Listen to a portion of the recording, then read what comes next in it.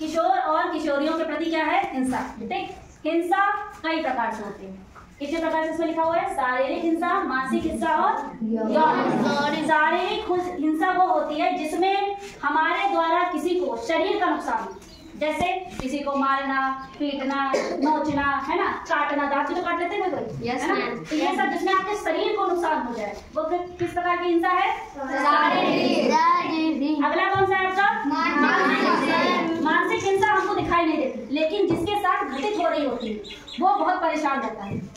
वो जल्दी किसी से बात नहीं करता, जल्दी किसी से घुलने मिलने का प्रयास नहीं करता, वो समझ नहीं पाता है कि वो मानसिक हिंसा में ग्रसित हो गया, उसे पता ही नहीं चलता है।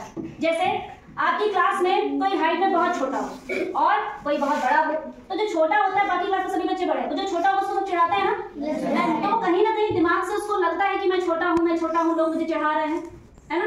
तो जो चिढ़ाने वाली प्रक्रिया है यही आपकी आती है क्या? मानसिक हिंसा।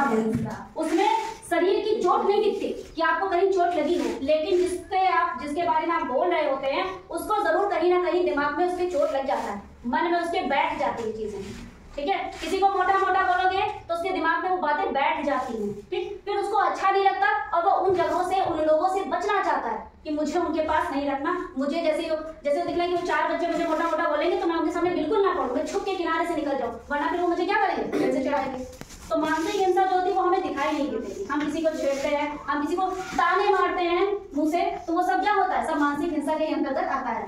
और यौन हिंसा जिसमें हमारा शरीर और मानसिक दोनों ही तरह से हम क्या हो जाए?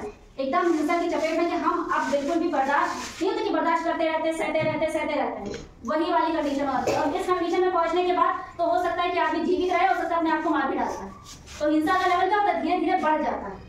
ठीक, तो ये क्या है? 3 प्रकार की क्या है? हिंसाएं। इसके अलावा आपके आज के पाठ्यक्रम है कम उम्र में विवाह। ठीक, कम उम्र में विवाह के लिए अभी हमारी जो किताब है ये 9 मॉड्यूल, इसमें कहानी है। ठीक, अभी मैं उस कहानी को पढ़ूंगी थोड़ी देर में, और उस कहानी के बाद हम इस विषय पर चर्चा करेंगे कि आज कम उम्र में विवाह अगर होता है तो उससे क्या नुकसान है। ठीक है? Yes ma'am.